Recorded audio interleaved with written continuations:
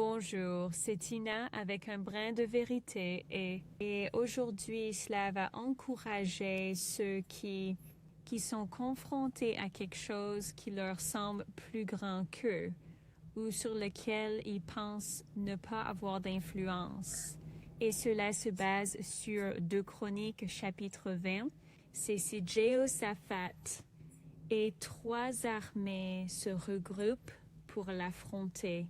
Et donc au verset 3, il entend parler de ces 3 armées qui s'unissent pour venir contre lui. Et cela dit, Josaphat a eu peur.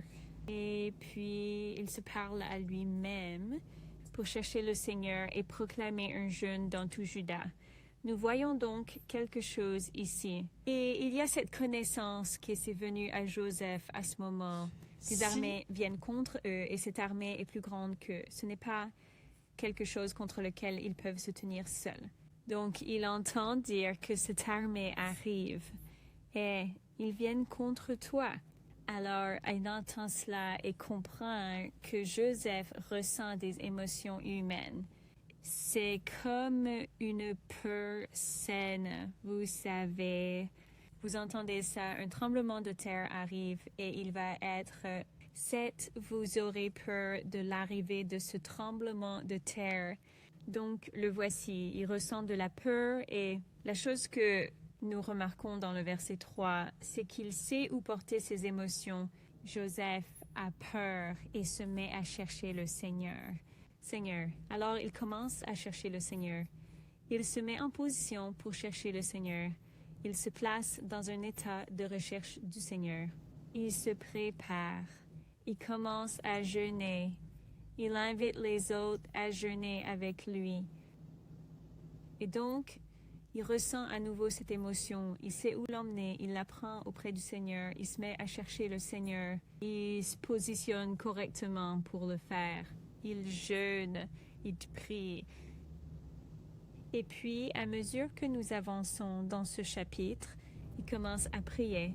Il se lève au milieu du peuple et il commence à prier et à reconnaître Dieu pour ce qu'il est.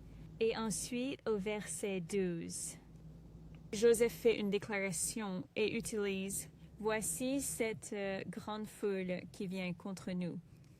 Nous n'avons aucun pouvoir sur eux. » Il reconnaît, il n'y a rien à faire sur cette multitude qui arrive. Nous n'avons aucun pouvoir dessus. Il n'y a aucune influence que nous pouvons exercer. Il n'y a rien à faire ici. Et en fait, ils ne savent même pas quoi faire. Josaphat dit, nous n'avons aucun pouvoir sur eux et nous ne savons pas quoi faire. Remarquez ce qu'il dit cependant. Il dit, mais nos yeux sur vous, Seigneur. Nos yeux sont sur vous. Et encore, voici cette position, cette fois dans un lieu d'humilité. Dieu, nous ne savons pas quoi faire. Nous n'avons rien à faire, et même s'il y avait quelque chose, nous ne saurions pas ce que c'est. Mais nos yeux sont tournés vers toi. Nous savons que vous êtes un grand Dieu. Nous savons que vous êtes celui qui peut intervenir ici. Une amie à moi aime dire que Dieu a la réponse et c'est vrai. La réponse, il l'a et il est la réponse. Même si nous n'avons pas la réponse, Dieu a la réponse parce qu'il est la réponse. Donc, pour ceux d'entre vous qui rencontrent des difficultés, peut-être ressentez-vous des émotions. Peut-être êtes-vous confronté à une situation avec laquelle vous ne savez tout simplement pas quoi faire et vous vous sentez craintif ou débordé. Ou si vous vous sentez en colère.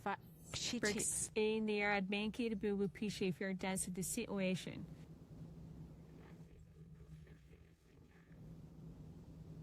Placez-vous dans une posture d'humilité. Reconnaissez-le. Dites à Dieu, je ne sais pas quoi faire ici. Je suis juste frein, Seigneur. Je ne sais pas quoi faire. Je n'ai pas de réponse ici. Mais mes yeux sont sur toi. Choisissez de lui faire confiance. Et là où vous Laissez ne savez tomber. pas comment ça va se passer, choisissez de lui faire confiance. Priez, jeûnez. Obtenez-le terre. avant lui.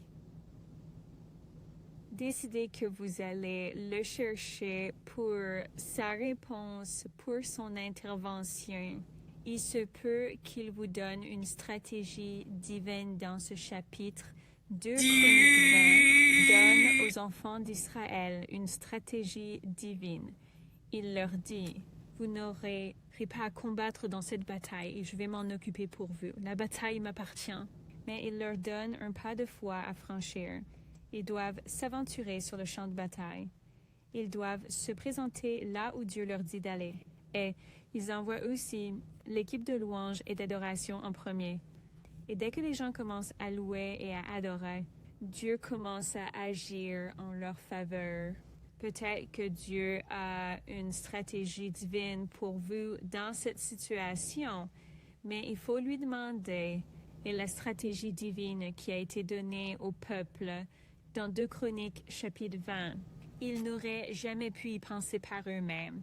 Et c'est vrai pour nous également.